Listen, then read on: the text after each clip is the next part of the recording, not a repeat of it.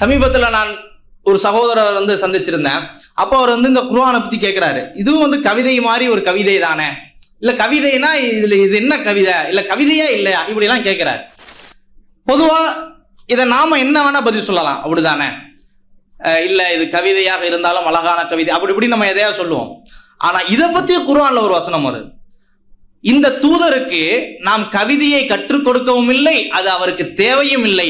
இது தெளிவான உபதேசமும் மக்களை வழிநடத்தக்கூடிய குர்ஆனும் ஆகும். இந்த வசனத்தை அந்த சகோதரர்கிட்ட காட்டுனா எப்படி இருக்கும் யோசிச்சு பாருங்க. நான் காட்டினேன். அப்ப பாருங்க, குர்ஆன் மக்களுடைய ஒவ்வொரு சிந்தனைக்கும் அவங்க என்ன கேட்பாங்கிறத பதில் சொல்லு. ஏன் குர்ஆன் கவிதை இல்லை? கவிதையை விட உயர்தரமானது தான் கவிநடையில, ஆனா கவிதை இல்லை. ஏன்? கவிதைங்கிறது யதார்த்தத்துக்கு முரணான, மக்கள் திருந்துவதற்கு முரணான, அதற்கு சாத்தியம் இல்லாத வெறும் பொய்யும் கற்பனையும் தான் நிறைஞ்சிருக்கும்.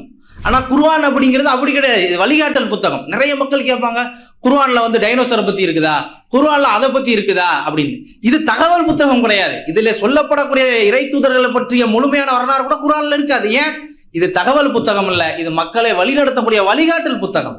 அதுக்குத்தான் குர்ஆன். அப்ப குர்ஆனை நம்ம சிந்திச்சு பார்த்தீங்க அப்படின்னு சொன்னா உங்களுக்கு தேவையான எவ்வளவோ விஷயங்கள் என்ன செய்யும், கிடைக்கும்.